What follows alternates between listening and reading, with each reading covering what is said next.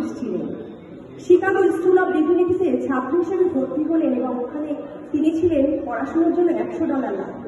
সেই $100 school of ডিভিনিটির dean Charles বৃত্তির ব্যবস্থা করে তাকে পড়াশোনার ব্যবস্থা করে দিয়েছিলেন, যেটা সত্যি একটা বিরল উদাহরণ। কারণ তিনি কোনোদিন খ্রিস্টান ধর্ম গ্রহণ করবেন না, খ্রিস্টান ধর্মের উপরে গবেষণাও করবেন না, তারপরও তাকে $100 বৃত্তির ব্যবস্থা করে তাকে ভর্তি করে নিয়েছিলেন তখনকার সময়।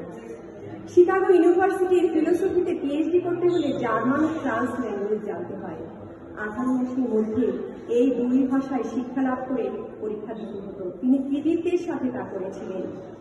ওই সময় শিকাগো বিশ্ববিদ্যালয়ে বৈষ্ণব দর্শনের উপরে তেমন কোনো বই ছিল না। বিশ্ববিদ্যালয়ের কিছু বই এনে দিয়েছিল 2 বছরের মধ্যে ভাড়া করে লন্ডনের ইন্ডিয়া হাউস থেকে, যার মধ্যে রূপস্বামী ভক্তি রসামৃত সিন্ধু ছিল অন্যতম।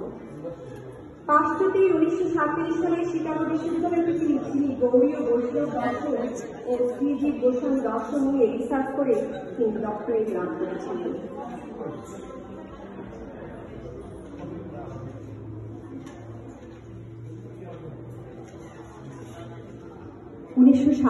সালে দেশভাগ হয়ে গেলে পূর্ব বাংলার মানুষ দলে দলে এবার বাংলায় চলে আসতে থাকে।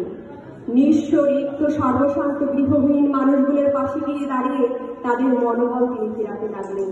তার ভাষণে উজ্জীবিত হয়ে মানুষ হারানো মনোবল ফিরে পেতেন। তিনি বলতেন, সনাতন ধর্মকে শিক্ষা থেকে আলাদা করে দিলে সে শিক্ষার মনুষ্যত্ব দিতে পারে না। 1971 সালে ফরিদপুরের শ্রী অঙ্গনে 8 সন্ন্যাসীকে হত্যা করা হয়েছিল।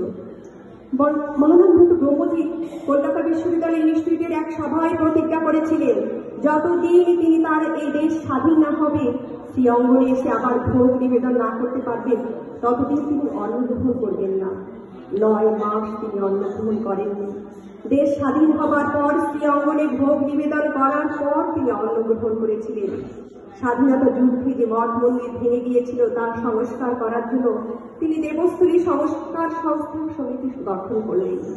1973 সালে ঢাকার জগবন্ধু মহাপ্রকাশ মঠে তার সভাপতিত্বে বিশাল জনসমাবেশ হল।